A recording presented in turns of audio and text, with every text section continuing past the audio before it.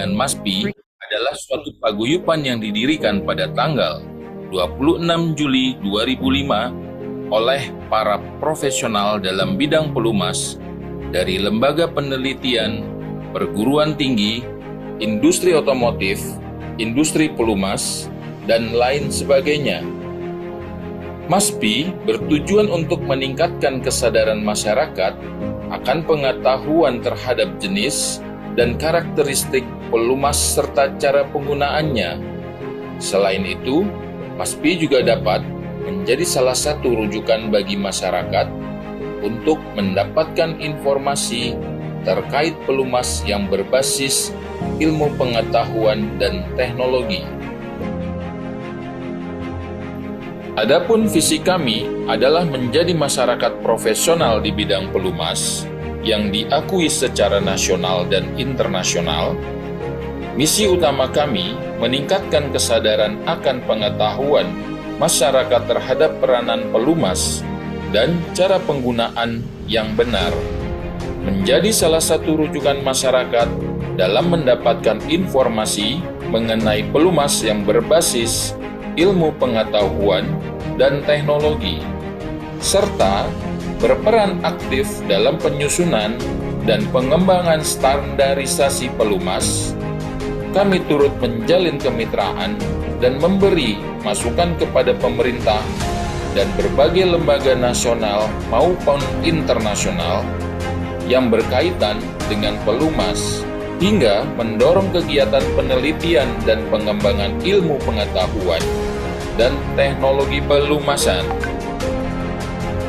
Dan MASPI telah melaksanakan berbagai macam program kerja, di antaranya turut berperan aktif dalam memberikan pelatihan dengan berbagai macam topik terkait pelumasan, menyelenggarakan konferensi ilmiah, berperan aktif dalam pengawasan mutu pelumas atau lubrikan finish product. Selain itu, MASPI juga memberikan dukungan terhadap program pemerintah terkait SNI wajib pelumas dan berperan aktif dalam pengkajian spesifikasi SNI. Kami selalu berkomitmen untuk terus meningkatkan kesadaran akan pengetahuan serta berperan aktif dalam perkembangan pelumas sehingga memberikan manfaat bagi seluruh masyarakat.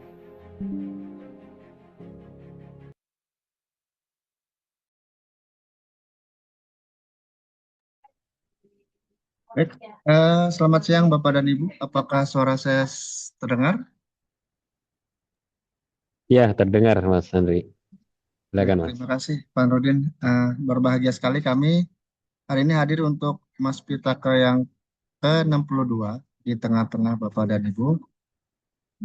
Izinkan kami sebelum memulai untuk acara siang pada hari ini, kita akan mendengarkan terlebih dahulu untuk lagu Indonesia Raya. Baik Bapak dan Ibu mohon dapat bersikap sempurna saat lagu diperdengarkan.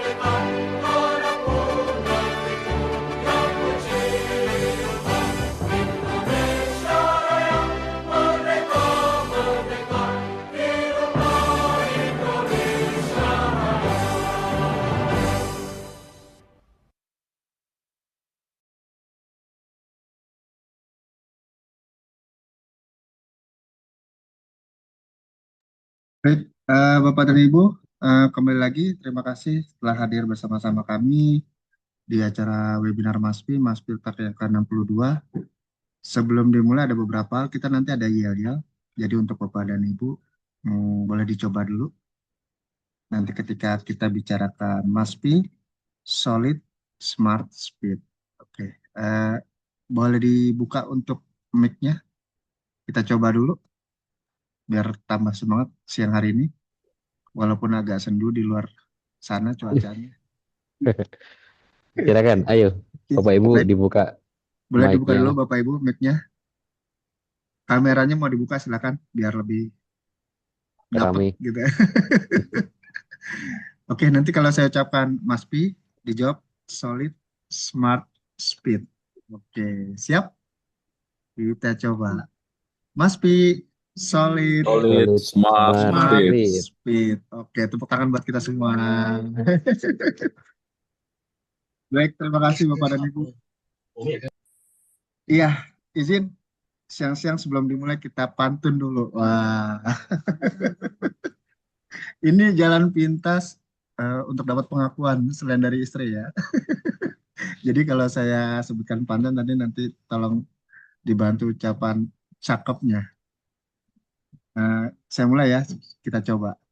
Pergi ke pasar Cakep. di hari Rabu. Belum Pak. Cakep, Untuk membeli sepasang sepatu. Cakep. cakep, Selamat siang Bapak dan Ibu. cakep. Assalamualaikum warahmatullahi wabarakatuh. Waalaikumsalam Waalaikumsalam warahmatullahi warahmatullahi wabarakatuh. wabarakatuh. Terima kasih atas dukungannya.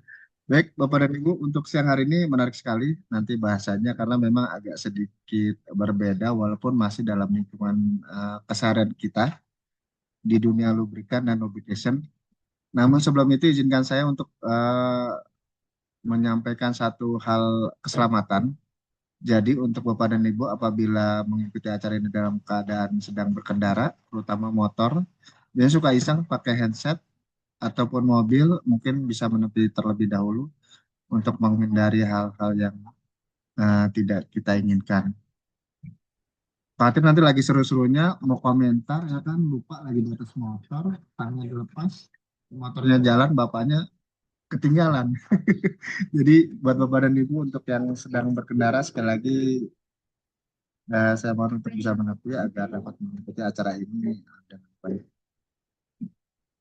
Ya, nanti juga beberapa hal yang perlu saya sampaikan adalah kita nanti akan share untuk absensi pada hari ini. Kita harapkan Bapak dan Ibu dapat mengisi absensi tersebut karena nanti dari absensi tersebut kita akan share untuk materi yang dipaparkan pada hari ini. Lalu acara ini nanti akan berjalan selama 2 jam, di mana 1 jam pertama nanti akan ada paparan.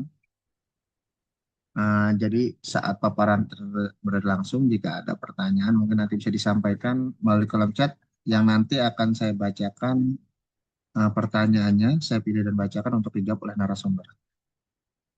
Namun sebelum itu eh, pengantar dari kami adalah kita sadari bahwa Indonesia ini sebuah kepulauan yang luas dengan populasi yang sangat banyak di mana makanan itu sudah menjadi keseharian. Kita ambil contoh satu produk saja untuk botol air mineral yang umumnya dahulu Bapak Ibu kita mungkin kita masak sendiri sekarang sudah dikemas dengan puluhan, ratusan atau ribuan merek. Namun dengan masifnya produksi makanan tersebut, ternyata data yang saya dapat penggunaan Pulmas Food Grade ini masih sekitar 5% dari total keseluruhan dari Pulmas industri yang digunakan. Ini menunjukkan masih besarnya peluang untuk peningkatan kesadaran tentang aspek food safety, halal insurance, dan compliance dalam praktik pelumasan industri.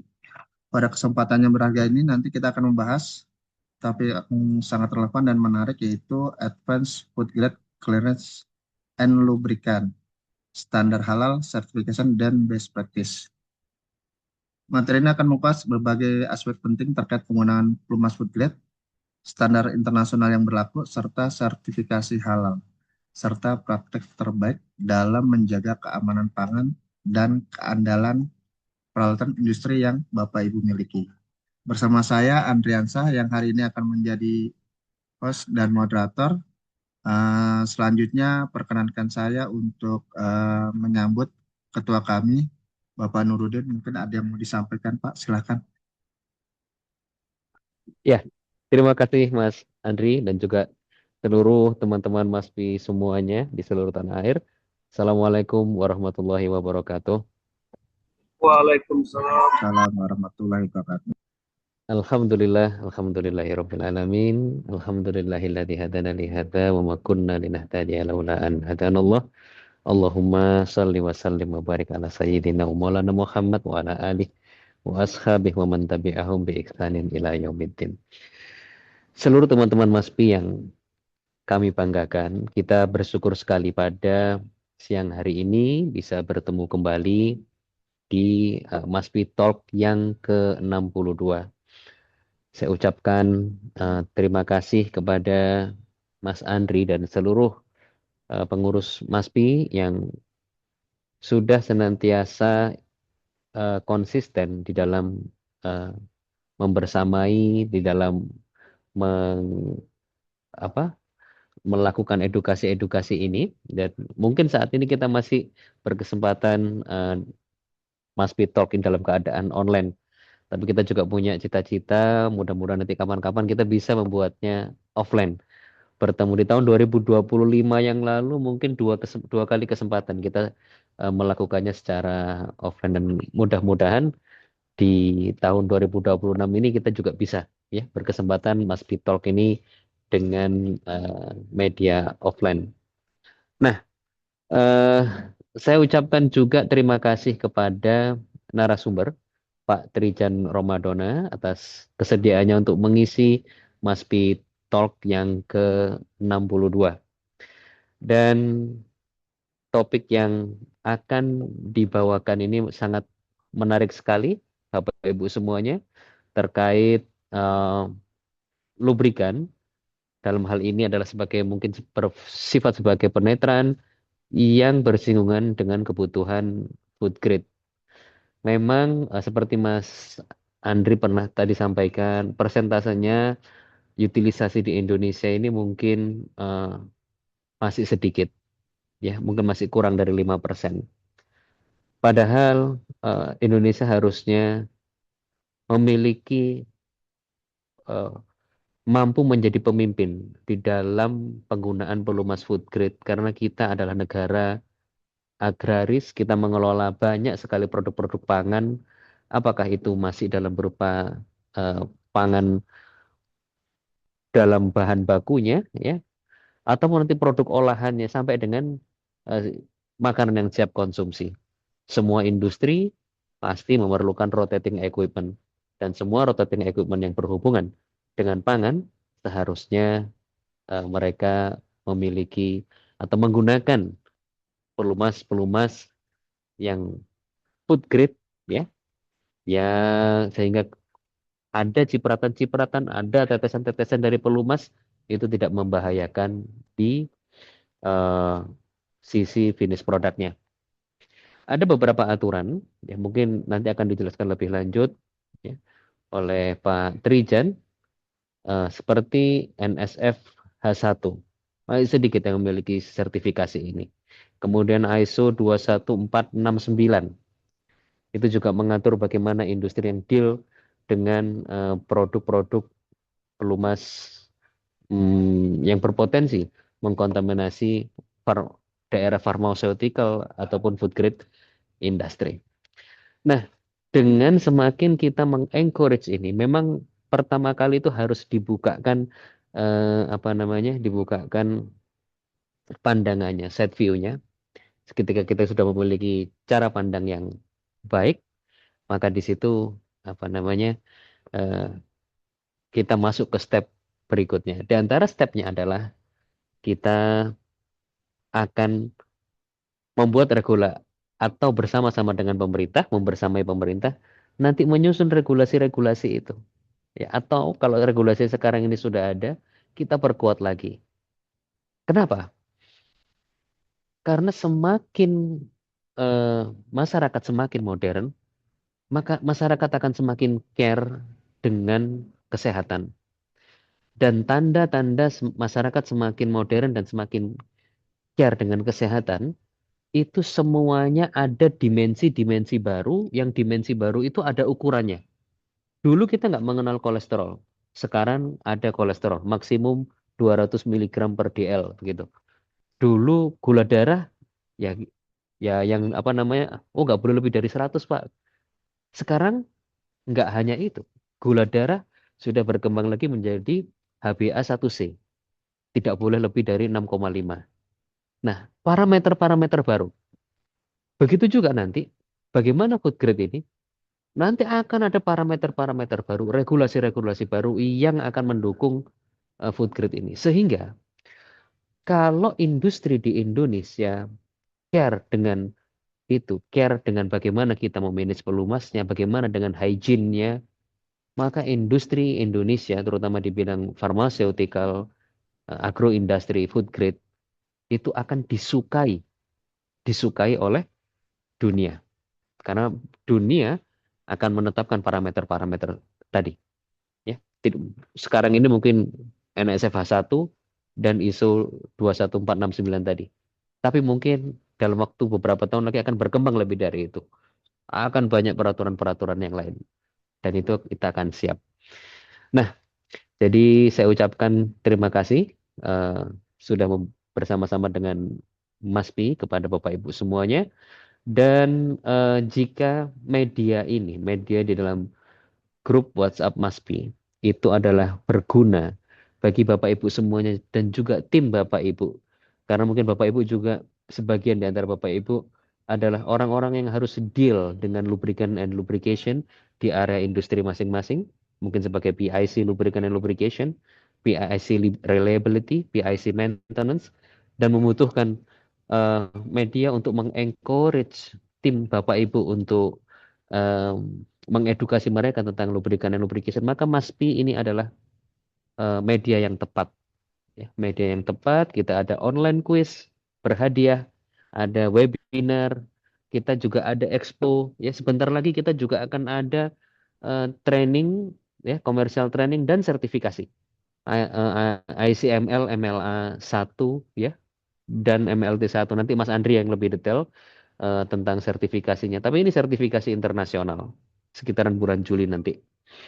Jadi silakan berpartisipasi, silakan saling berkarya, saling mendukung di dalam masyarakat pelumas Indonesia. Saya ucapkan terima kasih kepada Pak Trijan. Mudah-mudahan apa yang kita diskusikan pada siang hari ini menjadi diskusi yang baik dan berkah, bermanfaat untuk kita semuanya, untuk bangsa Indonesia yang lebih baik, reliability industri Indonesia yang lebih baik. Saya kembalikan ke Mas Andri dan semuanya. Closing dari kami. Assalamualaikum warahmatullahi wabarakatuh. Mas Pi, Waalaikumsalam. solid, Solid, smart, smart, speed. speed. Oke, thank you Mas Andri. Silakan Mas.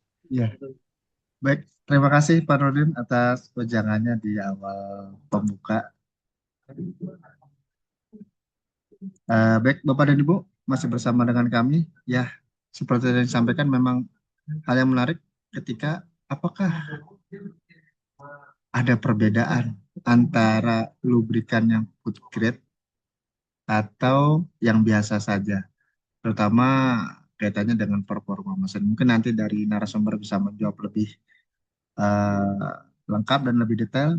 Untuk itu, pada kesempatan yang berbahagia ini kita akan menghadirkan narasumber yang berpengalaman di bidang lubrication engineering dan maintenance, yaitu Bapak Trijan Ramadana. Beliau ini adalah lulusan dari Undip yang saat ini menjabat sebagai Technical Advisor di PT Interflon Indonesia. Selamat siang Pak Trijan. Ya, selamat Baga- siang, Andri. Bagaimana kabarnya hari ini? Alhamdulillah sehat. Ya, baik Pak Trijan nanti akan didampingi oleh Pak Yogi selaku dari tim Interflon ya. Baik Pak Ya, Trijan, sedikit Pak sebelum kita mulai masuk ke materi, izin bertanya nih Pak. Sebenarnya kalau dari sisi performa ke mesin, yang food grade sama yang biasa itu untuk sisi engine ada perbedaan nggak sih Pak? Secara umum sih sama aja, Pak. Kalau masalah ngomongin performa ya, Ya, yang membedakan itu adalah standarnya. Jadi pelumas food grade secara performa, properties, sifat, ya sama-sama aja. Kalau ngomongin secara umum sama. Cuman emang pelumas food grade, dia prosesnya itu lebih ketat. Prosesnya lebih ketat, dari bahan material, pembuatannya, packagingnya itu semua dijaga sehingga itu bisa dikategorikan pelumas food grade, seperti itu. Dan dia tidak berbahaya pada batas tertentu. Demikian, Pak. dari sisi viskositasnya, TBN atau tanya itu nggak ada masalah ya Pak ya? Itu semua sama aja, bisa dibilang sama aja seperti pelumas pada umumnya. Tergantung kebutuhan dari mesin, butuh yang viskositas berapa, butuh yang punya properties apa, tahan panas, tahan air, atau yang lainnya, itu overall sih sama aja, Pak.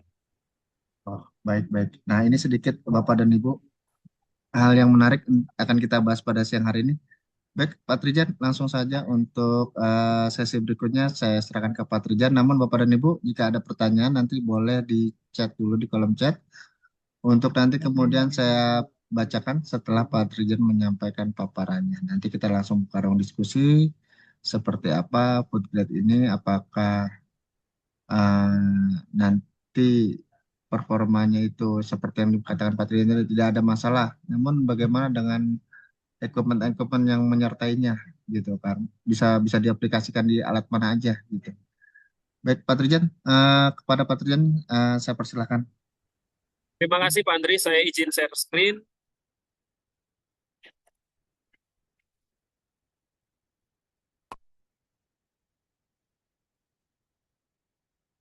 Ya, apakah sudah terlihat, Bapak Ibu? Ya sudah Pak. Oke, baik. Ya, sebelumnya terima kasih banyak saya ucapkan kepada Mas Pi telah mengakomodir kegiatan hari ini dan terima kasih banyak kepada Bapak Ibu audiens yang telah menyempatkan waktu untuk menghadiri acara ini. Semoga saya bisa memberikan insight baru, knowledge baru pada teman-teman dan semoga juga saya bisa belajar hal baru hari ini. Saya mohon izin. Ya, jadi pada kesempatan hari ini saya ingin mencoba membawakan materi tentang pelumas food grade ya, advanced food grade, lubrikan, dan juga cleaner atau pembersih. Dan ini kita bakalan ngomong gambaran umumnya nanti seperti apa, terus juga kita akan menyinggung tentang aplikasinya, kita juga akan menyinggung tentang halal. Karena ada, kalau ngomongin food grade, ada pelumas yang food grade, ada pelumas yang tidak food grade. Pelumas yang food grade ada yang halal dan ada juga yang tidak halal. Seperti itu.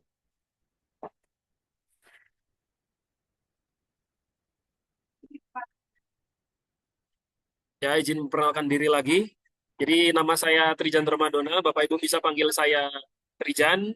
Saya dari lulusan S1 Teknik Mesin Undip. Saya punya pengalaman di lubrication consultant, di corrective maintenance, preventive maintenance, dan juga di predictive maintenance. Untuk saat ini saya bekerja di perusahaan PT Interflon Indonesia sebagai technical advisor. PT Interflon Indonesia ini adalah agen tunggal pemegang merek dari perusahaan Interflon, perusahaan lubrikan asal Belanda. Demikian nanti akan saya jelaskan lebih detail.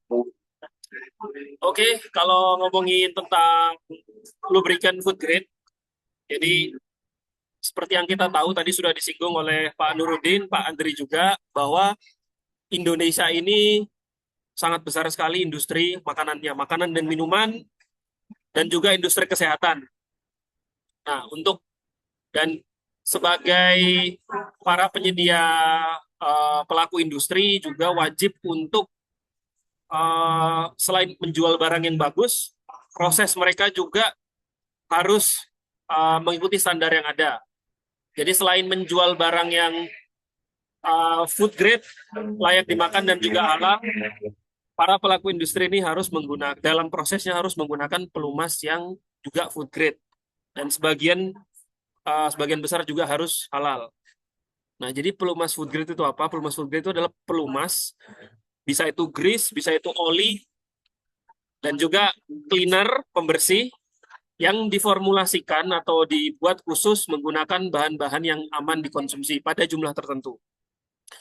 Dan kontaknya adalah kontak yang tidak disengaja ke makanan dan minuman. Seperti itu. Jadi bukan berarti kita melihat label food grade pada sebuah oli dan kita bisa minum. Olinya kita minum gitu ya. Nggak seperti itu juga. Tapi ada batas tertentunya. Ada batas tertentu yang diperbolehkan. Dan pun kalau tidak kontak ke makanan atau minuman pada saat proses produksi, kontaknya itu adalah tidak sengaja. Bukan berarti sengaja, kita sengaja mencampurkannya. Seperti itu kurang lebih. Terus yang membedakan salah satunya adalah pelumas-pelumas food grade ini ya tentunya dari base oil yang sama, dari minyak mentah ya, crude oil. Nah, tapi bahan bakunya, mesin-mesin produksinya, terus juga aditif atau bahan-bahan tambahan untuk mendapatkan properties tertentu itu sudah dievaluasi dan memenuhi persyaratan keamanan untuk industri makanan. Sebenarnya secara intinya seperti itu, pelumas food grade. Nah, kategori food grade dalam hal pelumas, itu ada beberapa kategori. Ada H2, itu batasnya 0 ppm. Jadi bisa dibilang ini nggak boleh kena ke makanan sebenarnya. Tapi untuk penggunaan di suatu perusahaan penghasil makanan, di area-area di mana makanan tersebut sudah terkemas dengan baik, nah itu boleh. Sudah tertutup, terkemas dengan baik, ini bisa. Pelumas dengan kategori H2. 0 ppm, itu bisa. Boleh kontak dengan makanan, dia nggak boleh. Terus, yang paling sering digunakan adalah kategori food grade H1, NSF H1. Ini batasnya 10 ppm. ppm itu part per million.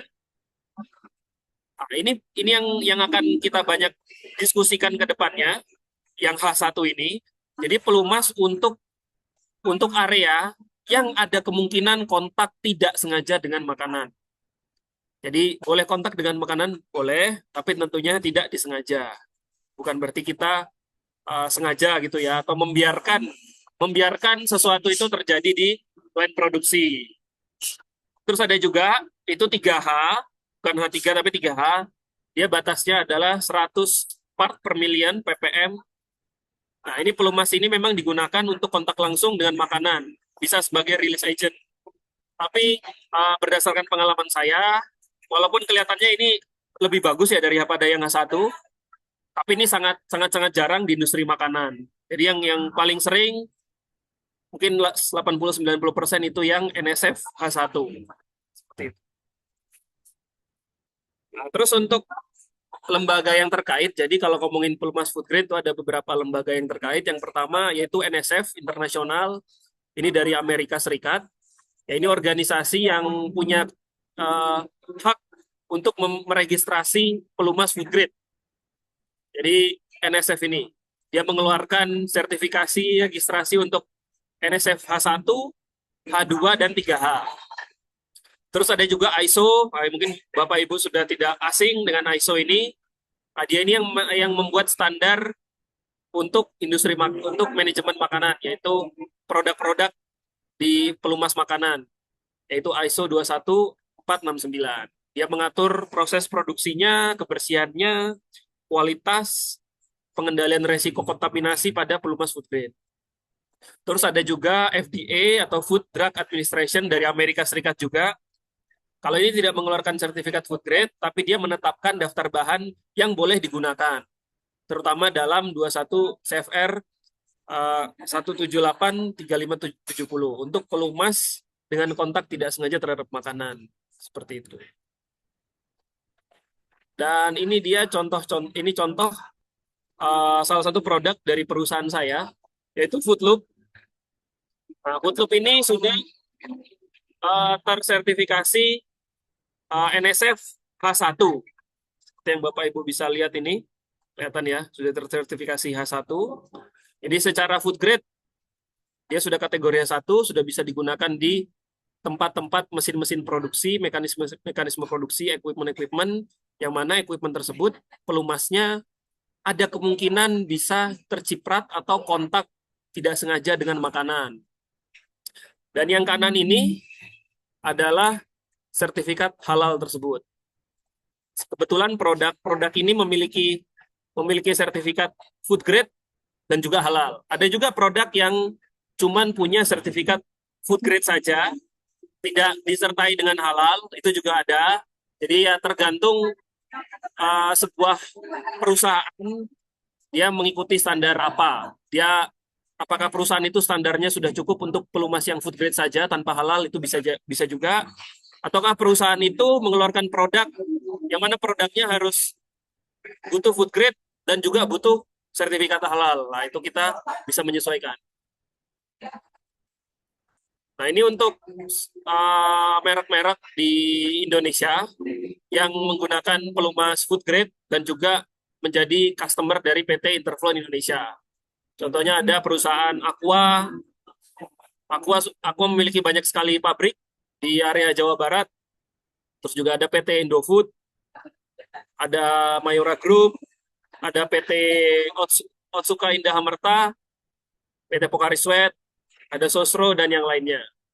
Nah, ini contoh-contoh user-user yang pabriknya butuh pelumas dan pembersih food grade. Kalau ngomongin contoh aplikasi aplikasi pelumas food grade ini, ada salah satu mesin yang sangat sering kita temui berdasarkan pengalaman saya ya. Mesin yang sangat ditemui di industri minuman.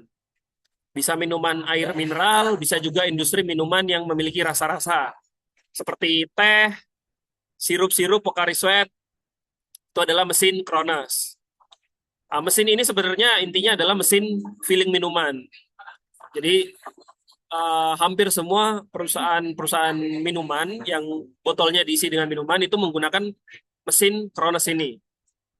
Nah, jadi di mesin ini punya banyak sekali rangkaian komponen, mekanisme-mekanisme, dan juga membutuhkan grease-grease yang punya properties yang berbeda-beda. Contohnya, di satu mesin ini, di mekanisme A butuh grease dengan properties atau sifat tahan panas. Tapi wajib food grade dan halal. Oke. Di komponen yang lain, komponen B butuh yang extreme pressure atau bebannya tinggi. Masih di mesin yang sama. Itu beda. Saya akan merekomendasikan grease yang berbeda. Tapi tetap memiliki sertifikasi food grade dan juga halal. Atau mungkin di mekanisme yang lain, dia butuh grease yang kekentalannya atau konsistensinya sangat encer untuk bisa digunakan di mekanisme automatic lubrication di sini nih. Mau saya kelihatan nggak ya? Dia butuh automatic lubrication, makanya dia butuh grease yang sangat cair, konsistensinya rendah. Misal konsistensi 1 atau NLGI 1. Nah, saya akan merekomendasikan itu juga. Namun tetap harus food grade dan juga halal. Nah, demikian juga mesin ini pasti dalam jangka waktu tertentu dia harus di cleaning. Entah itu cleaning kecil atau cleaning total. Nah, dia membutuhkan pembersih atau kita nyebutnya biasa degreaser. Yang mana degreaser ini juga pembersih dia sebenarnya bukan pelumas pembersih ini, tapi ya pembersih degreaser. Tapi dia juga harus food grade dan halal. Jadi nggak cuma pelumas. Karena kalau pembersihnya ya tidak food grade, ya percuma semua berarti yang kita lakukan nih, melumasi dengan food grade, menjaga standar segala macam. Kalau ada satu bagian yang kita nggak bisa menjaga itu kualitasnya sama, ya kan? Dan pembersih pada umumnya akan menguap dengan sendirinya juga, tidak akan meninggalkan residu gitu. Nah, demikian. Nah, untuk aplikasi di mekanisme-mekanisme yang spesifik ya. Jadi sebenarnya menjawab pertanyaan Pak Andri juga di awal, pelumas food grade itu secara umum sama seperti pelumas pada umumnya yang tidak food grade ataupun yang dari zaman dulu kita ketahui. Secara properties mereka sama, Bahkan mungkin ada yang lebih bagus food grade, ada yang tidak. Tapi mereka juga bisa diaplikasikan, pelumas food grade ini bisa diaplikasikan di semua mekanisme. Contohnya mekanisme gearbox. Kan di line produksi itu membutuhkan gearbox kecil untuk menggerakkan konveyor. Nah, jadi gearboxnya ini menggunakan oli, ada juga bisa liquid grease ya buat gearbox itu juga bisa. Menggunakan oli yang mana olinya ini harus food grade dan tidak membuat performa dari motor atau gearboxnya ini menjadi turun, enggak, sama sekali tidak. Bahkan lebih bagus. Tergantung ini ya lah, aditifnya lah ya. Terus juga kita bisa di mekanisme bearing. Nah, banyak juga kan kita temui bearing itu tidak tertutup atau bearingnya terbuka, atau mungkin di lubang nipelnya itu masih ada sisa-sisa grease. Nah, hal itu kan bisa mengakibatkan adanya tidak sengaja cipratan yang tidak sengaja ke produk. Jadi di mekanisme bearing juga bisa digunakan grease food grade seperti itu. Terus juga di mekanisme roller untuk pelumasan roller atau cleaning roller itu bisa menggunakan degreaser food grade. Degreasernya juga sudah halal dan juga pelumasannya tidak mengalami masalah apapun. Bisa, nah, yang paling rawan memang di rantai. Jadi kalau mau mencoba aplikasi untuk pelumas food grade, yang paling baik itu di rantai, karena rantai itu kan biasanya terbuka dan dia ini gerakannya cukup mengkhawatirkan, jadi sangat potensi untuk menyiprat ataupun menetes.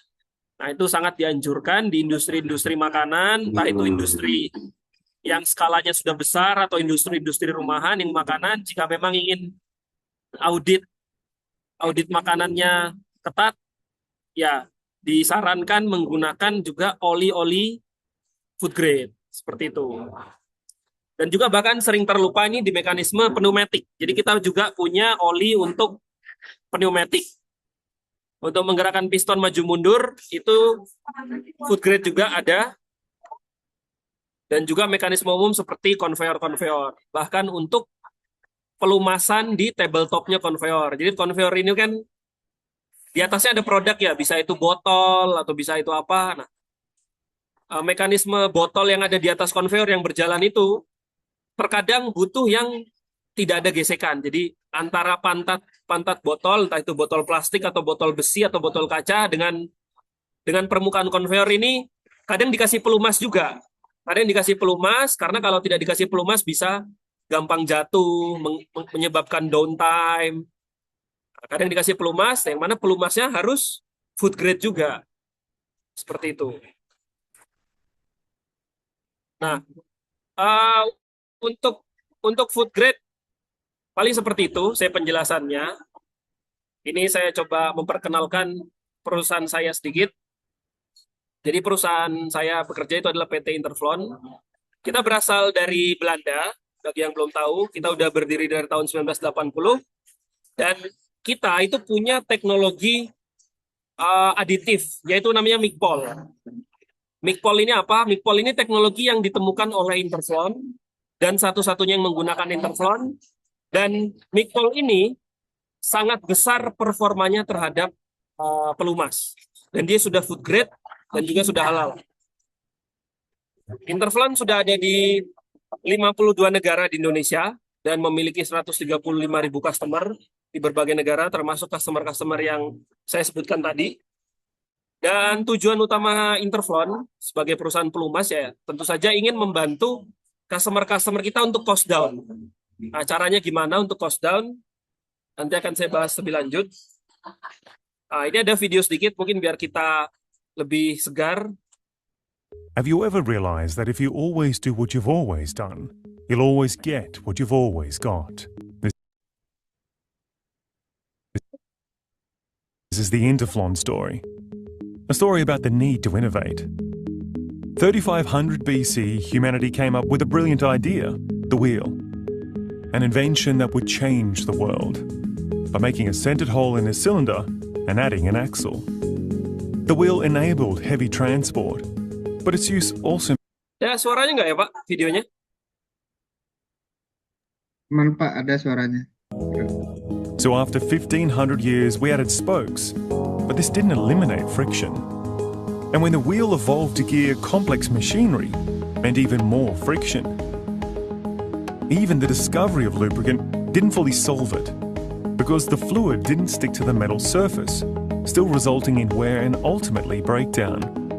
Then in the year 1980, Wim Horsmans came up with a revolutionary idea. He created micronized particles that fill up the microscopic notches of the Nah, metal. ini By yang polarizing Mikpol. these Nanti akan particles, saya jelaskan they lebih stick to detail. the surface, leaving an impenetrable layer over grinding parts. Years later, his R&D team developed a technology for polarizing a part of the base oil, creating a bonding bridge between the micronized and polarized particles and the rest of the lubricant, leading to a much stronger lubrication film layer than ever before. He called this unique technology MICPOL. MICPOL significantly reduces wear, lubricant usage, and significantly reduces CO2 emissions. His invention became a vision named Interflon, a vision reframing technical maintenance all over the world, making any machine a better machine.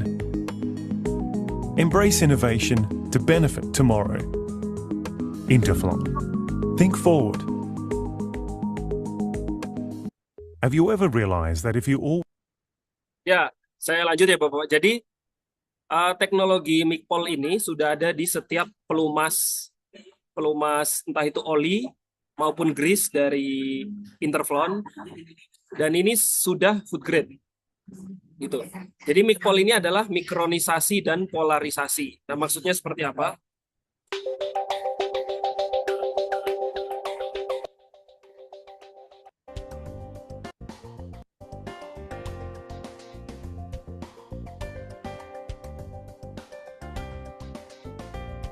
Jadi partikel Mikpol ini adalah partikel yang ukurannya mikron, sangat-sangat kecil, dan dia sudah dipolarisasikan negatif.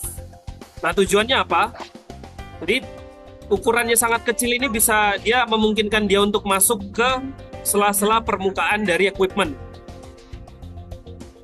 Sela-sela permukaan equipment, mengisi ke pori-pori, dan juga karena dia sudah polarisasi negatif, dia akan menempel dengan sangat baik ke permukaan logam. Sehingga yang tadinya kontak logamnya metal to metal menjadi kontaknya Mikpol to Mikpol. Nah, ini teknologi yang perusahaan saya itu Interflon temukan, dan satu-satunya yang menggunakan adalah Interflon.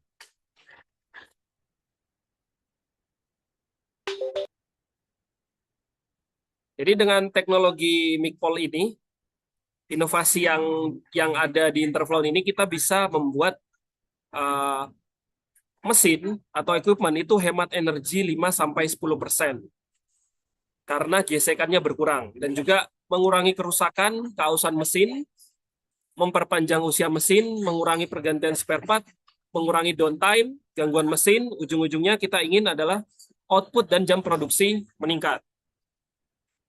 Dengan adanya Mikpol ini juga di pelumas-pelumas kita yang food grade maupun non food grade, kita bisa membuat interval lubrikasi menjadi lebih panjang, bisa 4-8 kali lipat. Seperti itu. Nah, ini berikut ini ada tabel. Ini contoh adalah tabel dari yang dikeluarkan oleh SAE. Jadi tabel ini tentang fenomena cold start. Nah, fenomena cold start itu bilang bahwa mayoritas atau 80% gesekan pada sebuah equipment, sebuah mesin, itu terjadi di awal waktu. Umumnya di 10 detik pertama atau di awal waktu. Gesekan itu sangat besar. Kenapa gesekan sangat besar di awal waktu? Karena belum adanya lapisan pelumas yang menutupi seluruh permukaan mesin, namun mesin sudah dipaksa untuk running. Nah, dengan teknologi Mikpol, kita bisa reduce friction itu. Dengan teknologi Mikpol bisa kita reduce dengan sangat signifikan. Yang ujung-ujungnya adalah cost down. Nah, terkait produk-produk Interflon sendiri, masih ada kaitannya dengan food grade. Jadi, mayoritas produk Interflon itu sudah tersertifikasi NSF H1, yang mana ini sudah kita diskusikan tadi. yaitu adalah sertifikasi food grade yang paling umum digunakan. Terus juga Interflon produk-produknya memiliki sudah sertifikasi ISO 21469, yaitu menjamin pelumas yang diproduksi dengan proses higienis untuk meminimalkan resiko kontaminasi. Dan yang berikutnya adalah Interflon menjamin produk-produk pelumasnya itu mayoritas sudah halal, jadi sudah bisa digunakan untuk negara-negara muslim, tentunya produknya itu bisa diimpor ke negara-negara muslim. Dan juga sudah kosher. Ya, kosher pada dasarnya mirip seperti halal, tapi untuk makanan orang Yahudi. Itu sudah tersertifikasi kosher juga, pelumas dan pembersih Interflon. Dan juga vegan. Jadi produk-produk pelumas Interflon itu menyatakan bahwa tidak mengandung bahan turunan hewan dan tidak diujikan melibatkan hewan. Seperti itu untuk sertifikasi vegan. Dan juga ada sertifikasi PFAS free. Nah, PFAS free itu apa? Jadi PFAS itu adalah suatu bahan kimia yang kita sebut, kadang sebutannya forever chemical. Kenapa disebut forever? Karena bahan kimia ini tidak bisa terurai dimanapun. Baik itu di tubuh manusia maupun di alam itu tidak bisa terurai. Dan ini sangat berbahaya bagi tubuh manusia. Interflon berkomitmen untuk memberikan produk-produk pelumas yang tidak berbahaya bagi para penggunanya di lapangan. Teman-teman mekanik kita yang di lapangan itu menggunakan produk Interflon selama bertahun-tahun, tidak akan ada efek buruk kepada kesehatan para penggunanya. Itu PFAS free. Dan juga produk kita sudah ISO 9001, Sistem Manajemen Mutu Pabrik di Belanda sana. Dan beberapa produk Interflon sudah memiliki EU Eco-Label, yaitu produknya memperoleh label ramah lingkungan di Uni Eropa. Dan ini kita juga perlu concern berhubung sekarang adanya global warming yang sudah menjadi isu kita. Seperti itu. Nah, kenapa food grade itu penting? Maksudnya, oke, mungkin kita nggak ngerasa ada perbedaan apa-apa ya. Cuman kena oli sedikit aja kok nggak apa-apa. Ya itu betul, tapi kalau misalnya akumulasinya lama, akumulasinya banyak dalam waktu yang lama, itu bisa berbahaya juga. Jadi pelumas-pelumas food grade itu dijamin untuk melindungi keamanan konsumen. Yang kita semua ini. Jadi jika terjadi bocoran atau percikan pelumas ke produk yang kita konsumsi sehari-hari, misal Indomie atau segala macam, yaitu kita bisa jamin bahwa itu aman kita konsumsi dan tidak menjadikan kita untuk sakit entah tahun depan, 5 tahun lagi, demikian. Terus juga memenuhi persyaratan audit dan regulasi. Nah ini, jadi banyak dari perusahaan-perusahaan makanan minuman itu untuk bisa menjual produknya di area tertentu, bahkan untuk bisa memproduksi produknya, dia harus memenuhi audit-audit yang ada. Untuk memenuhi audit itu mereka membutuhkan, harus menjamin bahwa proses produksinya ini menggunakan pelumas-pelumas dan pembersih-pembersih yang food grade dan juga terkadang halal. Seperti itu. Nah ini dia line up dari produk Interflon. Jadi kita punya oli, yang warnanya pink itu oli. Kita juga punya grease yang warnanya hijau. Dan kita punya yang warna biru ini adalah cleaner atau pembersih. Pembersih asam, asid, maupun juga pembersih basah. Dan juga kita punya hardware, lubrication tool. Seperti contohnya automatic lubrication, itu juga kita provide. Nah, kalau dari Interflon sendiri, kita punya rekomendasi line up produk yang paling general adalah Food Loop. Ini punya Food Loop ini adalah salah satu produk best sellernya Interflon. Dan ini punya berbagai kemasan, ada yang kemasan aerosol, ada yang kemasan jirigen juga ada. Dia memiliki fungsi untuk melumasi rantai, bisa juga untuk menghilangkan karat-karat ringan, melarutkan karat, bisa untuk melindungi dari korosi, terus juga oil penetran, semprotan silikon, jadi silikon spray juga udah termasuk di sini. Dan dia adalah pelumas kering, jadi dia termasuk dry loop atau oli kering. Dia udah memiliki sertifikat NSF, vegan, PFAS free, dan juga halal. Jadi produk ini sudah bisa digunakan di industri makanan atau minuman, dan juga secara umum juga bisa. Dia bisa digunakan di rantai, di linear gate, di gripper, piston, dan yang lainnya. Lalu juga kita punya ada cleaner, yaitu degreaser. Ini sudah food grade dan halal. Dia multifungsi, bisa digunakan di mesin-mesin, di bearing, di rantai, dan di gear. Dan kita juga punya fin grease. Jadi ini grease aerosol. Grease aerosol, jadi dia bisa digunakan di close bearing, di open gear, dan juga di kabel. Nah, kurang lebih seperti itu. Silakan Bapak Ibu jika ada pertanyaan, silakan. Baik, Pak Trijan, menarik sekali untuk materi yang dipaparkan. Di sini di kolom chat kita ada 2 pertanyaan yang masuk. Pertama untuk Pak Broto, apa masih di lokasi Pak? Halo Pak Broto?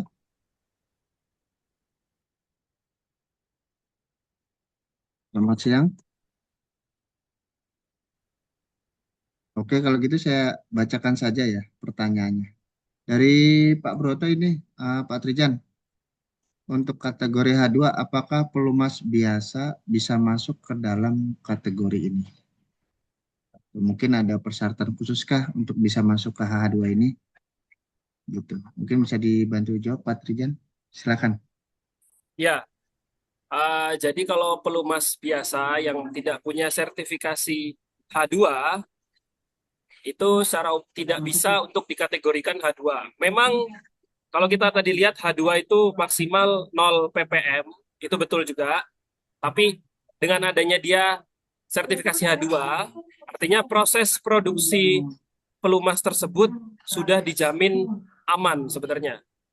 Tidak ada yang membahayakan bagi manusia. Cuman memang dia tidak diperbolehkan untuk sentuhan dengan produk. Jadi selama pelumas biasa ini tidak memiliki sertifikasi NSF H2, ya dia tidak bisa dikategorikan sama dengan H2.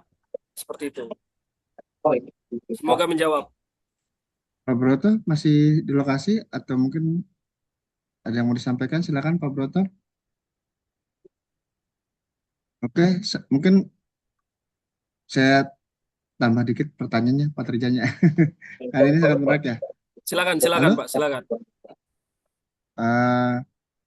Terkait dengan sertifikasi NSFH2 ini, yang mengeluarkan dari lokal kita ada nggak Pak ya standarnya untuk saat ini?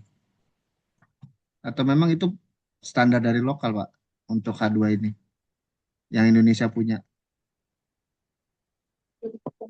Ya, kalau standarnya ya tadi kita sempat diskusikan itu dari Amerika, Pak. Yang mengeluarkan itu NSF. Dan itu cuman badannya dari Amerika. Tapi sebenarnya kalau misalnya barang produksi Indonesia ya bisa-bisa aja punya sertifikasi ini. Selama sudah memenuhi standar NSF tersebut. Kalau misal Bapak maksudnya adalah produk buatan Indonesia, ya bisa-bisa aja. Yang saya Cuman maksudkan di sini standar lokalnya ada nggak Pak untuk yang NSF ini? Kan kalau kita bisa SNI lah gitu kan. Ada nggak standar SNI-nya untuk food grade itu serupa dengan NSF tadi yang Bapak sampaikan untuk lokalnya? Atau memang kalau kita punya produk lokal, pengen punya ini, ya wajib ujinya di Amerika gitu kan? Seperti apa?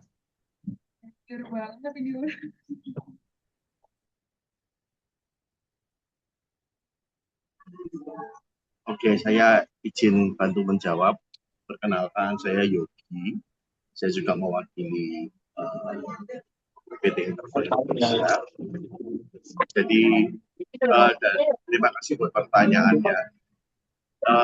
Jadi memang NSF ini dulunya adalah sebuah subsidiari dari FDA, di bawah FDA pada awalnya. Tetapi pada perkembangannya, NSF ini menjadi organisasi yang terlepas tidak di bawahnya FDA. Ya, sertifikasi food grade sejauh ini masih dulu ada beberapa standar food grade karena tiap negara seperti Eropa punya sendiri, Amerika punya sendiri, Jepang punya sendiri, yang akhirnya kemudian dari komunitas food grade lubricant ini akhirnya pada tahun 90-an itu mereka mengajunya bersepakat melalui NSF. Jadi yang digunakan adalah standar daripada NSF. Apakah di Indonesia ada? Sejauh ini belum ada badan yang untuk mensertifikasi. Jadi sementara ini secara internasional NSF ini diakui oleh internasional. Kira-kira begitu Pak. Baik Pak, capture untuk informasi. Jadi untuk lokal di perlindungan konsumen standarnya juga belum ada untuk versi lokalnya ya. Dan ke depan sih harapannya Indonesia punya juga ya Pak ya, atau seperti apa? Apa cukup? Karena kan berdasarkan dengan kesepakatan tadi akhirnya mengacu ke Amerika semua nih Pak, gitu kan? Atau seperti apa Pak? Mungkin ada komentarnya Pak? Ya betul Pak. Jadi awalnya dulu kalau di beberapa produk mengacu ke beberapa negara standar BPM-nya nggak sama Pak. Ada yang bilang 10 ppm itu aman, ada yang bilang 20 ppm itu aman, ada yang bilang 30 ppm itu aman. Jadi awalnya agak simpang siur karena sertifikasi food yang tidaknya tidak ada sebuah baku khusus gitu. Tapi hari ini semua itu mengikuti sebuah baku khusus yang ada melalui kaidah-kaidah yang ada di NSF, dan itu bahan-bahannya harus terdaftar di yang tadi dijelaskan oleh Pak Trijan di FDA tadi. Sebetulnya lembaga ini hanya membantu sertifikasi.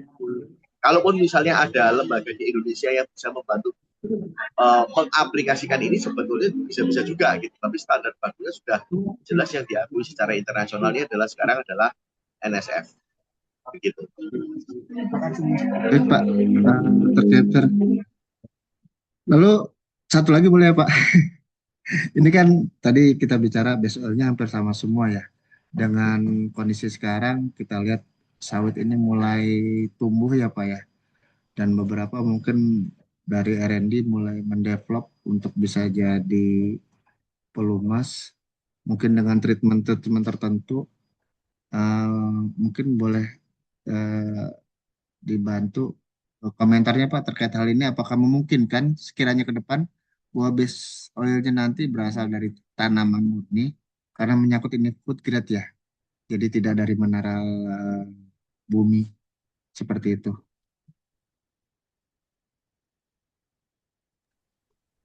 Oke Pak, jadi saat ini kami dari Interfloat sendiri pun kami menggunakan base oil kami ada 3 jenis Pak, mineral, sintetik, dan vegetable. Ya, jadi apakah itu memungkinkan dengan vegetable oil? Ya, memungkinkan jawabannya Pak.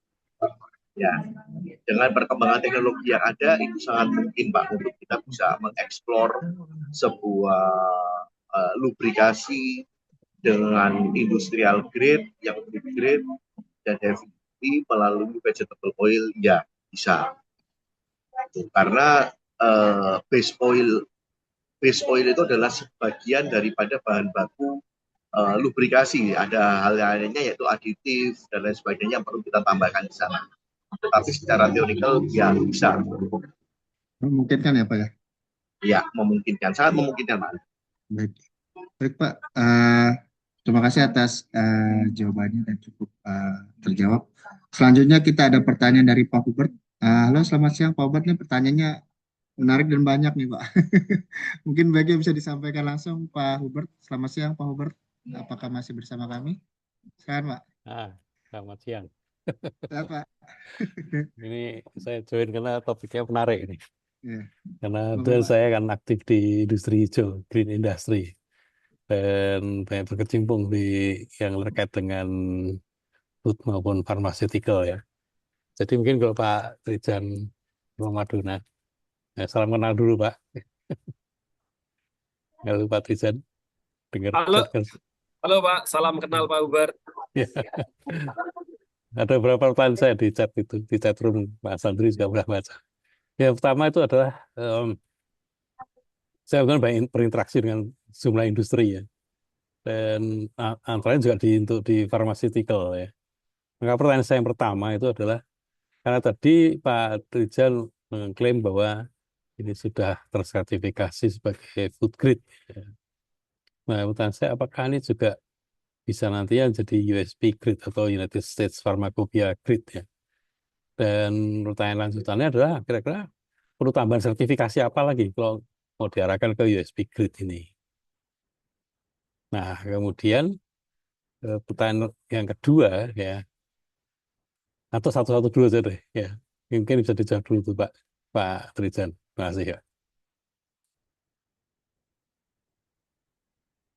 Masih di mute Pak Trijan. Ya Pak, terima kasih atas pertanyaannya. Tapi sebelumnya kalau boleh cerita Pak, USP grade itu apa ya? Saya sendiri baru pertama dengar juga ini. USP grade itu singkatan dari United States Pharmaceutical Grade. Oke. Oke Pak, mungkin bisa dibantu jawab oleh rekan saya.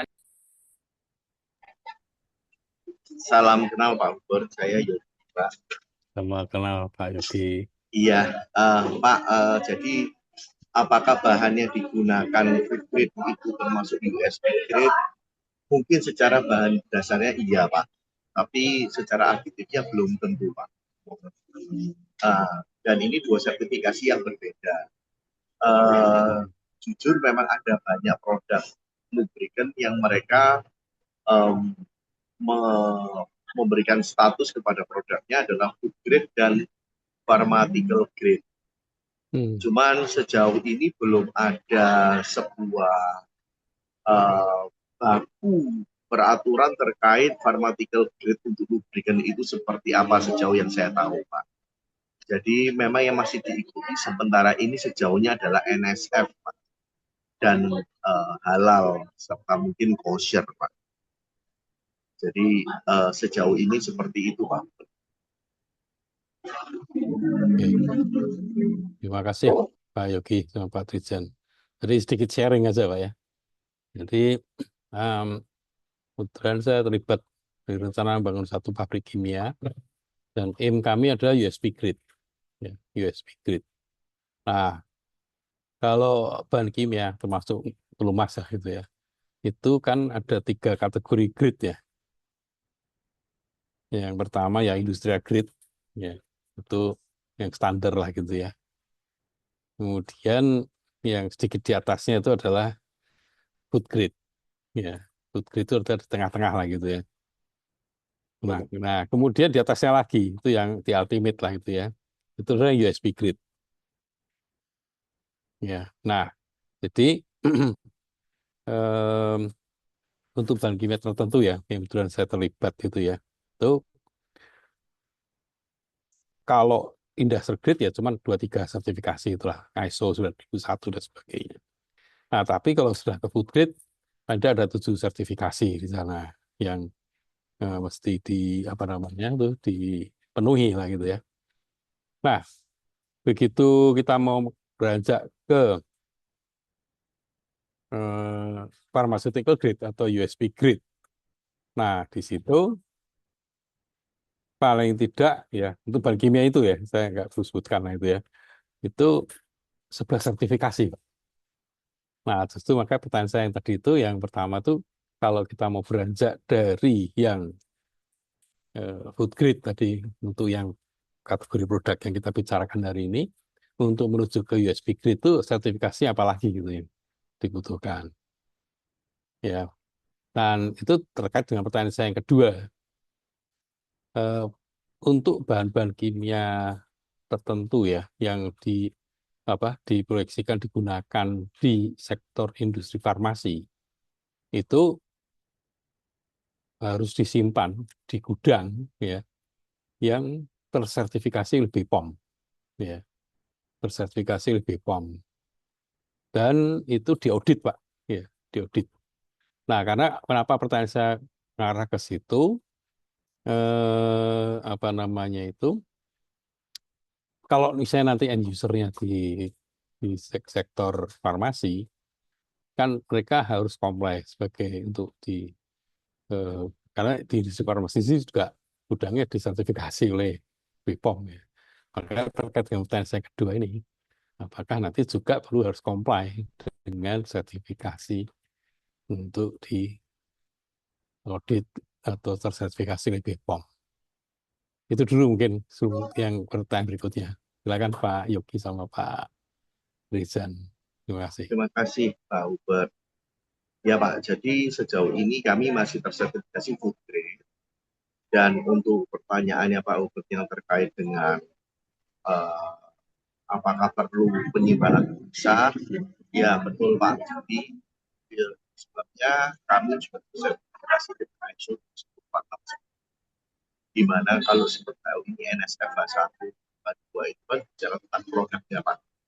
Tapi kalau sudah ISO 14049 itu bicara bahwa secara proses pembuatannya di gedung dan fasilitasnya besar, begitu barangnya jadi, itu secara penyimpanannya dan pengirimannya pun itu juga bisa Pak. Jadi tidak bisa disamakan gitu antara yang food grade dan yang jadi dengan adanya itu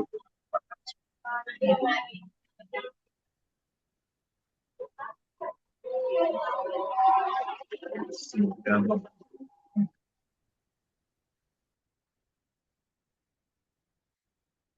kan belum dicari kualitasnya. Gimana Pak Hubert? Apakah cukup menjawab atau mungkin ada yang perlu disampaikan lagi? Silakan. Mungkin aja itu. Jadi PR saya. Oh, siap.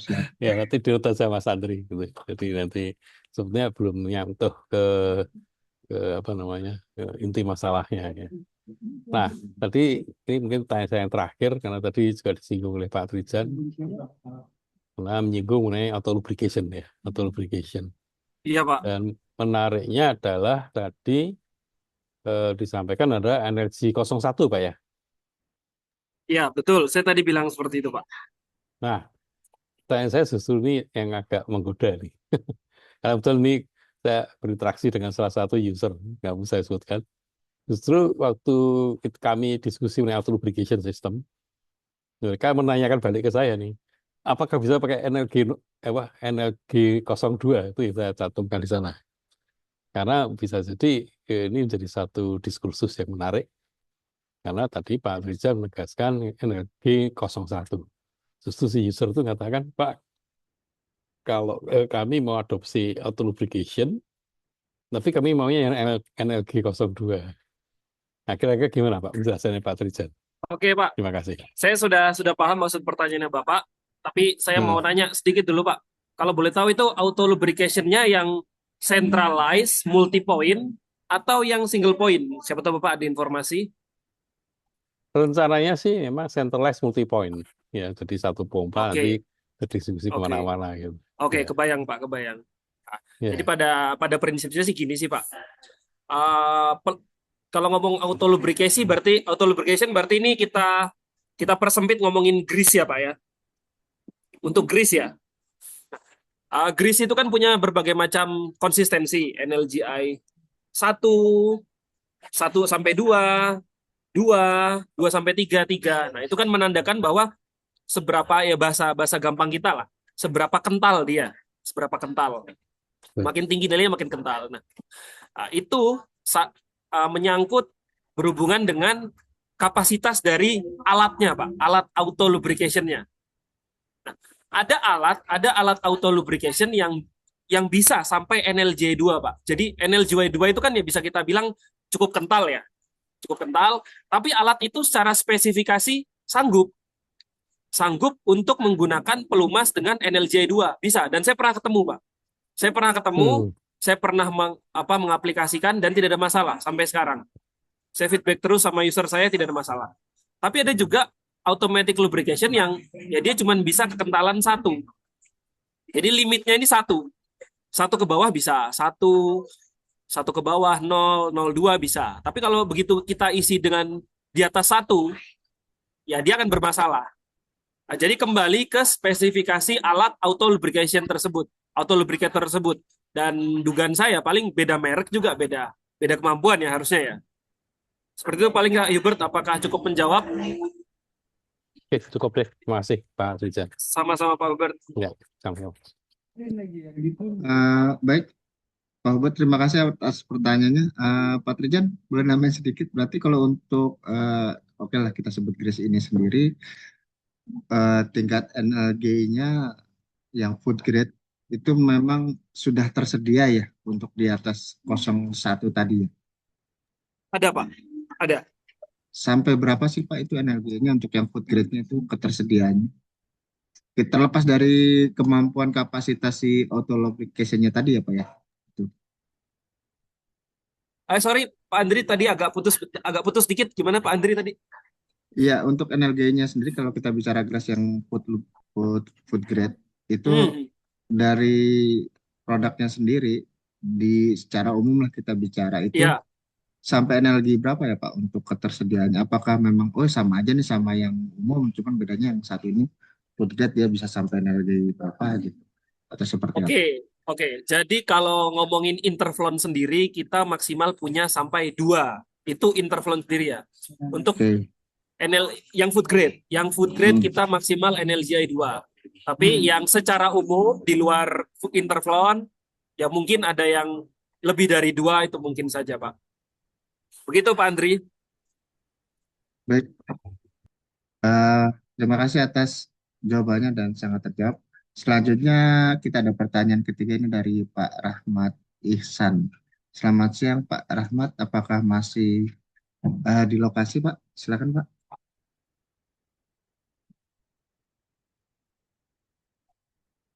Halo Pak Rahmat.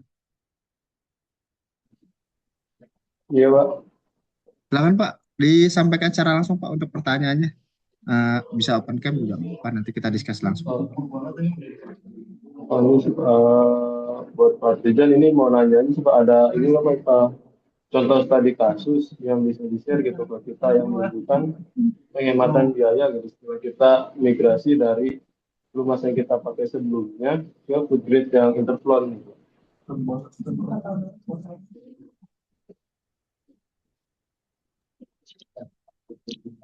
Ya. Jadi contoh aplikasi apa dan penghematannya ya. Begitu ya Pak Rahmat ya. Penghematan biaya sama apa tadi itu energi yang digunakan itu Pak. Oke, saya mungkin ada satu contoh tapi ya mungkin tidak selengkap yang Pak Rahmat minta tapi ya bisa jadi gambaran lah. Gimana? Saya boleh izin share screen kah Pak Andri? Silakan Pak, silakan. Oke, baik.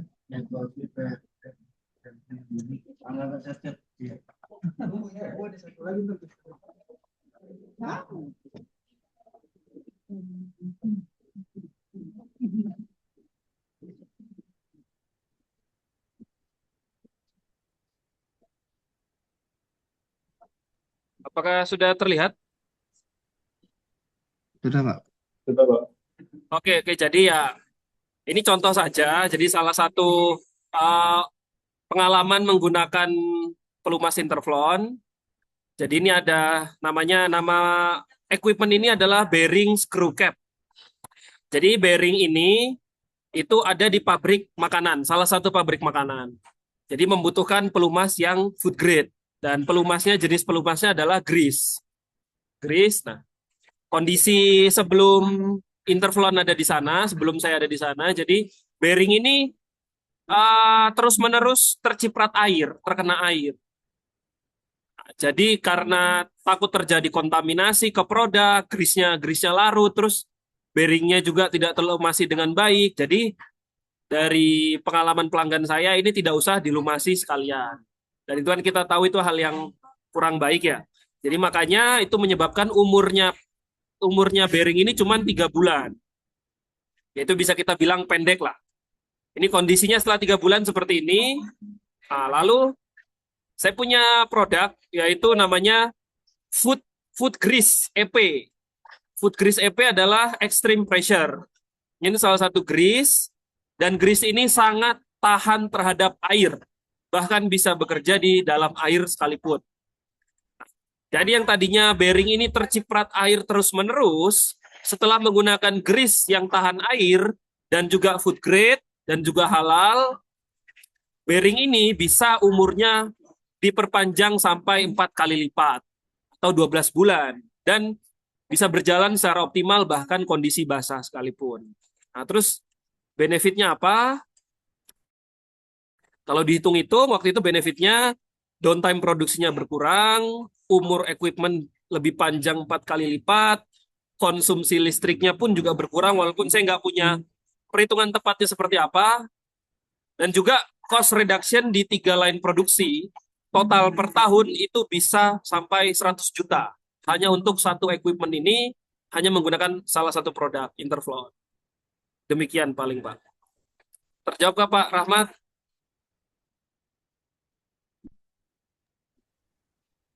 Terjawab, Pak. Cukup. Alhamdulillah. Baik, terima kasih Pak Rahmat. Pak Trijan, izin seperti biasa nambahin pertanyaan ya. Aman-aman, lanjut Pak, silakan. Oke, mau nanya nih Pak, kalau dari pengalaman ya di lapangan, itu komponen apa sih yang sering mengalami kegagalan akibat kesalahan pemilihan pelumas food grade ya? Jadi tercapture nggak pertanyaan saya? Jadi Iya. berdasarkan Iya. Jadi kalau dari pengalaman saya, Pak, itu yang pertama adalah rantai, Pak. Jadi di industri makanan itu cukup banyak menggunakan rantai dan juga bahkan industri di luar makanan. Namun rantai ini perlu menjadi concern karena rantai kan memang umumnya terbuka ya, dan dia ini sangat berpotensi untuk menetes. Nah, kalau tetesan pelumas itu kan selain berbahaya bagi kita, bisa melukai kita lah, bisa melukai orang-orang yang bekerja di situ, juga berbahaya bagi produk-produk makanan di situ. Itu satu. Dan juga pemilihan pelumas yang salah untuk rantai ini ya bisa, paling buruknya bisa membuat rantai ini putus di tengah running. Dan yang efek yang tidak kita ketahui itu bisa membuat performa dari mesinnya turun. Jadi gesekannya sebenarnya bertambah, tapi kita tidak menyadari hal itu, membuat suhunya semakin panas, umur dari motornya semakin turun, walaupun itu semua tidak kita sadari. Karena itu terlalu tidak kelihatan. Itu satu, rantai. Yang kedua juga bisa bearing, Pak. Bearing ini kadang disepelekan di industri manufaktur, kadang disepelekan, kadang orang tidak terlalu concern bearing-bearing. Nah, dan kadang juga bearing ini masalahnya adalah posisinya sulit. Jadi pelumasan bearing ini tempatnya terlalu tinggi, jadi orang-orang malas ngelumasi kan. Terus juga tempatnya terlalu sempit, jadi orang-orang suka kelewat ngelumasinya.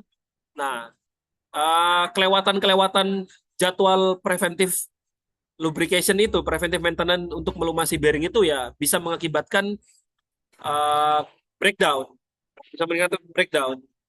Nah, bisa salah satu solusinya selain menggunakan jenis pelumas yang tepat, yang pastinya sudah food grade, sudah halal, bisa juga menggunakan automatic lubrication, entah model apapun, single point atau multi point, untuk tempat-tempat yang mana bearing itu terlalu susah dijangkau. Itu bisa, Pak.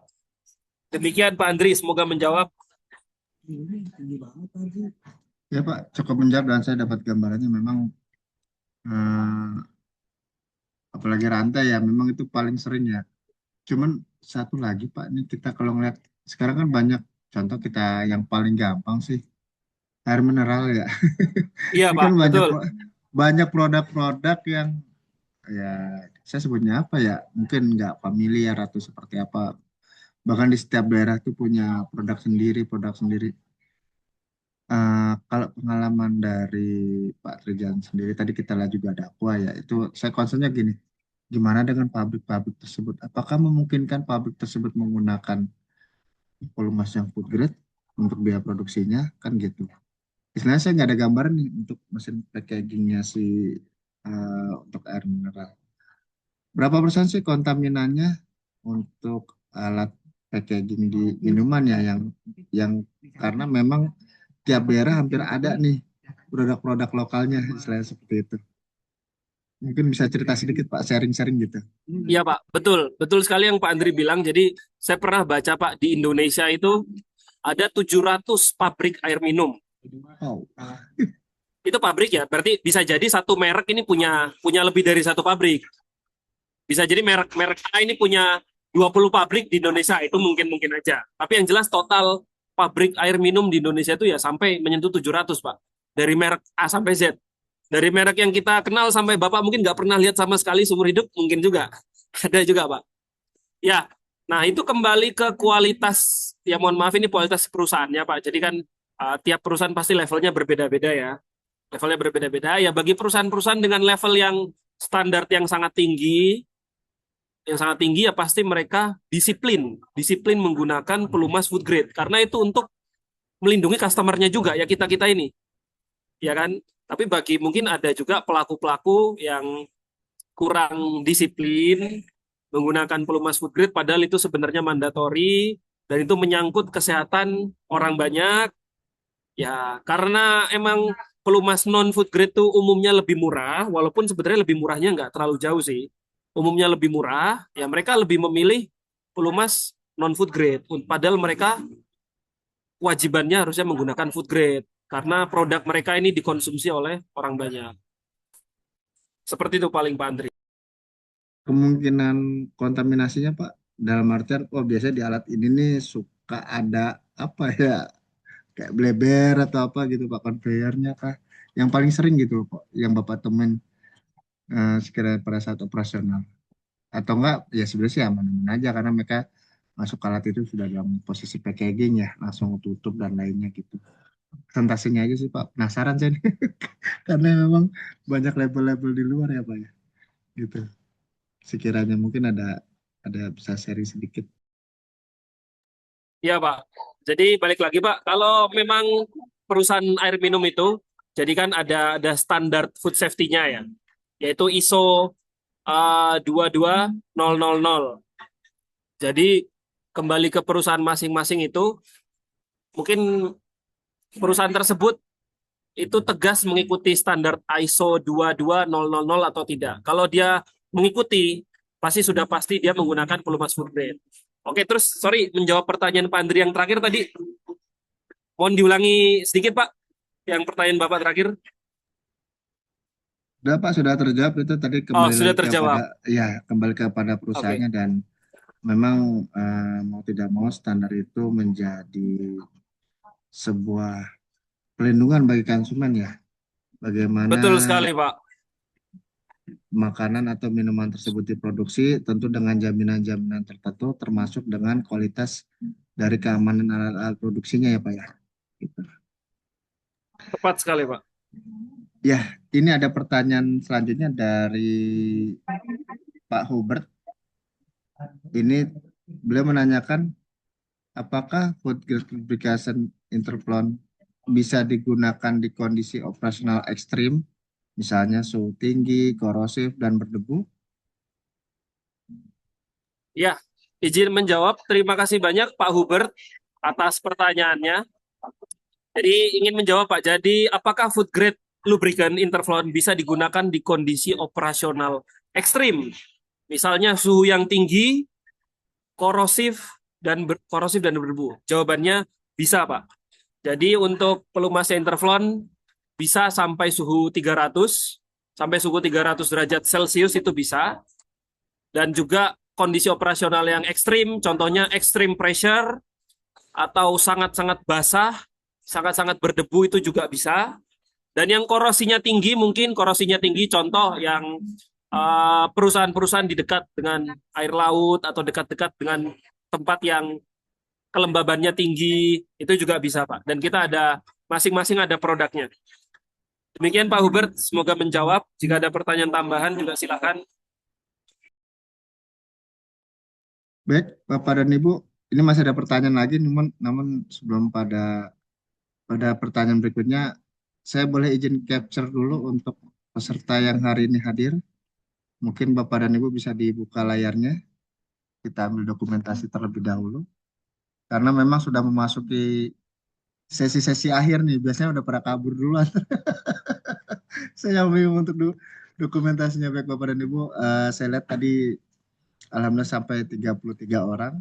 Dan saat ini ada 30 orang, kita ada 2 slide. Bapak dan Ibu bisa membuka kameranya untuk saya ambil dokumentasinya. Nanti kita akan share di grup Maspi. Jadi Bapak dan Ibu yang belum bergabung bersama kami di grup Maspi nanti bisa kontak ke saya yang ada di undangan untuk bisa dimasukkan ke grup Maspi. Siap, izin ambil gambar untuk slide pertama. Senyumannya boleh 3, 2, 1. Baik, untuk selanjutnya layout kedua. Siap, 3, 2, 1. Baik, terima kasih Bapak dan Ibu. Kita lanjutkan untuk pertanyaan selanjutnya yaitu ini dari Pak Rahmat Ihsan. Selamat siang Pak Rahmat Ihsan. Ya, mengingatkan kembali Bapak dan Ibu untuk yang belum misi absensi boleh diisi ya Pak Ibu. Nanti kita akan share untuk materinya melalui alamat email yang terdaftar di absensi. Linknya sudah saya share ke grup, ke kolom chatnya. Baik, pertanyaan dari Pak Rahmat Ihsan. Pak Rahmat Ihsan tadi menanyakan, tadi disebutkan ada dry lubrikan. Lalu bagaimana kita memastikan bahwa equipment kita masih terlubrikasi atau sudah mulai hilang lubrikasinya? Karena lubrikasinya kan tidak terlihat tuh atau seperti kering. Karena dia sifatnya dry ya, Pak Trijan. Ya, Silakan. betul Pak. Ya, terima kasih Pak Rahmat atas pertanyaannya. Jadi, memang dari Interflon kita punya produk dry lubricant dan ini sangat sering digunakan di industri makanan karena industri makanan itu sangat bersih, jadi membutuhkan juga pelumas yang kering, terutama buat rantai-rantainya, buat mekanisme yang bergesekan. Nah, memang pada umumnya dry lubricant itu jauh lebih kering dari pelumas konvensional dan dia tetap walaupun dia kering dan dia ini jumlahnya kita hanya perlu sedikit, tapi tetap performanya sama dan bahkan lebih bagus dari pelumas pada umumnya karena ada adiktifnya. Nah, untuk mengetahui nih, ini sebenarnya emang kering karena pelumasnya kering tapi masih oke atau emang beneran sudah kering ini, udah harus dilumasi lagi. Nah, itu pertanyaan yang bagus sekali Pak Rahmat. Kita bisa lihat parameter Pak. Kita bisa lihat parameter, contohnya adalah paling gampang suhu. Paling gampang suhu, saat equipmentnya Bapak di part-part tertentu itu sudah panas, panasnya sudah tidak normal, sudah terlalu tinggi, ya kita sudah bisa menyimpulkan bahwa itu memang pelumasannya harus sudah kering, sudah tidak ada, dan harus dilumasi ulang. Seperti itu satu parameter kering. Bisa juga lihat parameter getarannya, bisa juga dilihat ampernya. Kalau memang suara juga, terutama suara. Jadi kita ya yang sudah berpengalaman juga pastinya teman-teman di lapangan saya yakin sudah berpengalaman, sudah tahu bedanya dari suara pun tanpa menggunakan alat bantu apapun dari suara udah ada feel-nya ya. Ini suaranya kok udah aneh. Itu parameter suara juga bisa. Nah, itu indikasi-indikasi bahwa pelumas tersebut sudah kering, ya artinya gesekannya di sana sudah tinggi, ya harus dilubrikasi ulang. Seperti itu Pak Rahmat, semoga terjawab. Rahmat masih di lokasi? Silakan Pak. Oh oke. Baik, tambahan ya. Aman Pak. Jadi gini, tadi oke. Memang sepemahaman kami juga terkait lubrikan itu memang nggak ubahnya seperti badannya. Kita menjaga suhu di mana kalau suhunya makin panas, makin nggak beres nih. Ada sesuatu nih kan gitu. Entah baik gesekannya, getaran dan lainnya. Baik. Nah, ada nggak sih Pak standarnya untuk masa penggunaan dari food lubricant ini? Misalnya kalau di engine alat berat itu kan ada ya, di engine misalnya 500 jam, 1000 jam, nanti kita pantau. Ada nggak Pak rujukannya untuk yang food grade ini? Patokannya untuk pantauan istilahnya seperti itu. Oke. Secara default sih itu tidak ada Pak, karena tiap equipment, tiap kondisi lokasi, tiap beban itu sangat-sangat berbeda. Itu sangat-sangat berbeda. Jadi kita tidak punya default untuk lubrikan ini. Tapi pada umumnya, kan seperti yang saya sebutkan tadi, food grade lubrikan ini ya sebenarnya sama kayak pelumas biasa pada umumnya, cuman dia sudah lebih ketat. Jadi food grade gitu aja. Nah, kita bisa jadikan pelumas-pelumas yang standar dengan spesifikasi yang sama, itu bisa menjadikan patokan juga. Bisa menjadikan patokan bahwa gambarannya ya jamnya akan seperti itu, nggak jauh-jauh dari itu. Bisa lebih, bisa kurang. Tapi untuk memastikan atau make sure apakah jamnya ini bisa lebih dari yang existing, apa kurang, nah itu bisa dengan eksperimen. Jadi dengan percobaan. Jadi kalau menggunakan pelumas yang baru dan itu food grade, bisa dicoba menggunakan standar jam yang sudah ada. Misal tiap tiap 2000 jam ganti, ya sudah pakai 2000 dulu. Tapi pas mau ganti mungkin bisa dicek apa suhunya seperti apa, suaranya gimana, getarannya gimana, apakah masih sangat-sangat bagus atau sudah jelek. Kalau masih sangat-sangat bagus ya mungkin ya itu eksperimennya di situ. Bisa diperpanjang kalau berani, bisa diperpanjang. Dan itu kan akan cost reduction juga. Seperti itu paling. Jadi secara umum sebenarnya general, Pak Andri. Dan tidak ada defaultnya, tetap harus by experience. Oh, oke. Berarti untuk properties parameter pengujian, andai kata kita mau sebagai data yang valid kan memang kita uji laboratorium nih. Ya biasa Ya bisa, oil analysis juga bisa, betul. Betul, oil analisis dan itu menggunakan parameter yang sama seperti pada umumnya lubrikan ya Pak ya. Jadi tidak ada masalah. Ini terlepas dari food grade-nya ya. Walaupun memang itu pelumas food grade gitu loh istilahnya. Bisakah digunakan apple to apple parameter pengujiannya? Taruhlah engine, bedanya kalau di engine produksi biasa ya oli engine, karena ini makanan dia oli engine food grade gitu kan. Nah, kita mau analisa use oil nih. Parameternya akan apakah bisa disamakan atau memang seperti apa, Pak? Iya, bisa. Pak Andri bisa. Jadi kita bisa bisa menganggap dia seperti pelumas pada umumnya. Itu bisa. Bisa dibawa ke uji lab juga, itu bisa. Buat oil analysis. Dan parameter-parameter yang lain seperti suhu, suara, getaran, itu juga bisa, Pak. Bahkan mungkin visual. Visualnya kita bisa lihat dia kualitasnya gimana dengan mata telanjang kita, seperti apa, itu juga bisa. Cuman memang secara visual, umumnya pelumas food grade itu, kalau oli itu lebih bening, dan kalau grease itu dia putih warnanya, Pak. Karena putih. Hanya perbedaan di warna aja paling banyak. Karena Ya, tadi itu. mungkin Ya, lebih menjaga netralnya ya ketika nanti terkontaminasi apa ya berciprat ke makanan dan lainnya, karena dia warnanya putih kan akan lebih netral ya gitu. ya betul, Pak. Kalau dari rasa apa ada beda? Saya belum pernah nyicipin nih. Oh, ini rasanya apa? Saya juga jujur belum pernah sih, Pak. Tapi Iya. janganlah. Kan tadi tidak disengaja ya, Pak. Ya, food grade itu tidak disengaja ya. Kalau kita cicipi berarti disengaja, Pak. Nggak jadi food grade namanya. Tapi BPJS nanggung nggak ya? Tidak dibahas ya, saya jawab aja sih Pak.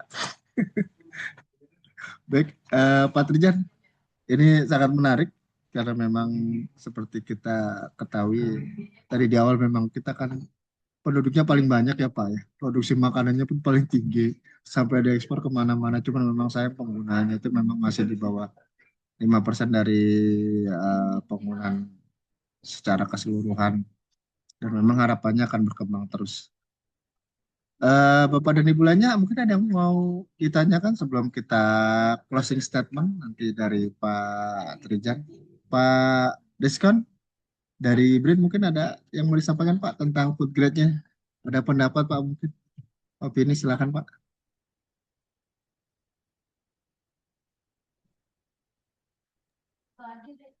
Mas Andri boleh sedikit bertanya Mas Andri? Siap, silakan Pak. Ya, begini Mas Trijan, bagaimanapun juga yang namanya oli ini kan produk chemical ya Mas ya, yang kemudian apalagi yang diaplikasikan di conveyor, itu di open air.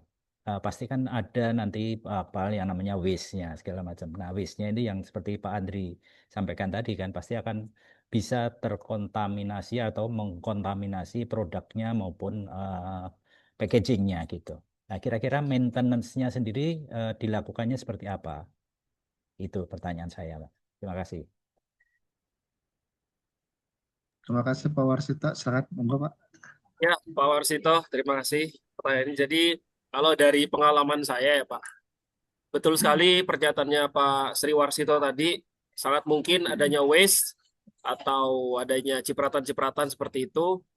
Makanya saya tadi pas kita bahas dry lubrication, yang pertanyaannya Pak Rahmat, saya mengingatkan juga bahwa contohnya yang dry itu, yang jenis oli kita ya, jenis olinya Interflon, itu memang dianjurkan, direkomendasikan bahwa penggunaannya itu sedikit. Ya sedikit ini maksudnya cukup ya, cukup aja tidak berlebih, dan yang berlebihnya pun itu harapannya dilap. Jadi tidak ada yang berlebihan. Nah itu untuk meminimalisir waste yang tadi Pak, itu kalau oli. Dan begitu juga dengan grease sebenarnya. Harapannya dengan grease itu, ya kadang kan teman-teman atau dimanapun itu kadang asal tembak ya kalau pakai grease gun, atau pokoknya asal semprot, juga asal ngasih kadang berlebih, yaitu juga perlu diperhatikan volumenya perlu diperhatikan. Jadi kita harus tahu saat kita melakukan re-greasing dengan grease gun, kita harus tahu kapasitas grease gun kita itu satu kali tembak itu berapa mili satu kali tembak ya. Misal umumnya 1,5 mili satu kali tembak.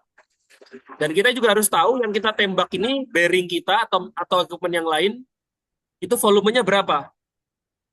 Apakah dia 10 mili, kalau 15 mili, kalau 15 mili berarti ya kurang lebih 10 kali, 9 kali tembak. Nah, itu juga jangan berlebih pemberiannya, biar meminimalisir waste ke produk-produk yang dibuat di tempat tersebut.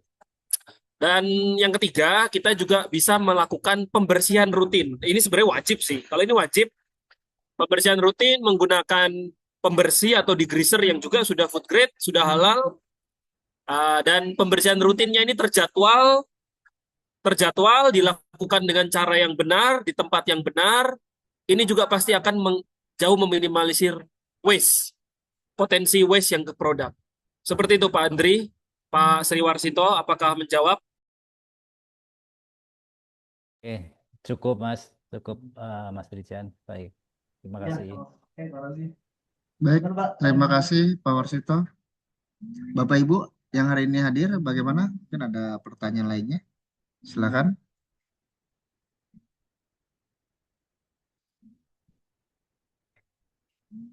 Oke, kalau memang tidak ada, mungkin konklusinya yaitu pada hari ini bahwa memang penggunaan food grade lubrikan memang penting dan mau tidak mau harus dilakukan karena memang menyangkut dengan kebersihan dan keamanan produk-produk saat dikonsumsi. Tentu dengan harapan bahwa proses lubrikan dan lubrikasi yang kita lakukan tetap menjaga keandalan dari alat produksi yang kita miliki.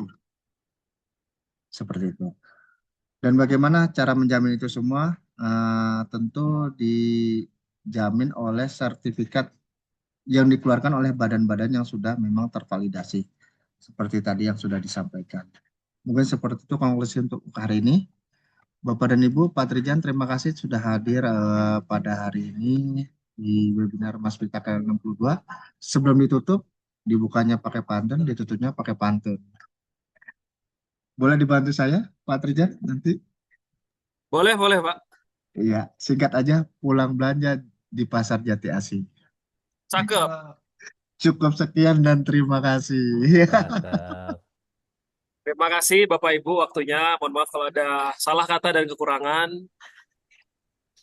Ya, saya juga terima kasih buat Pak Trijan dan tim yang sudah mensupport webinar Mas untuk hari ini. Bapak dan Ibu yang sudah hadir, terus nantikan keadaan kami untuk webinar-webinar selanjutnya, insya Allah 1 bulan 1 kali. Informasinya secara resmi kita rilis di IG Maspi, maspi.id, atau nanti ada di WAG. Dan alamat email yang sudah kami miliki, itu biasanya nanti kita blasting. Di sini saya pamit mewakili seluruh dari manajemen Maspi, mengucapkan mohon maaf apabila dalam perkataan dan penyampaian ada yang kurang berkenan. Sampai jumpa pada periode berikutnya. Assalamualaikum warahmatullahi wabarakatuh. Izin pamit. Terima kasih Waalaikumsalam. Terima kasih semuanya. Pak Trijan, terima kasih Mas Andri, izin nih, terima kasih Ya, Pak izin. Yogi. Makasih ya Bapak. Terima Ya, kasih, ketemu terima lagi. kasih semua. Terima kasih Mas Pi. Ini.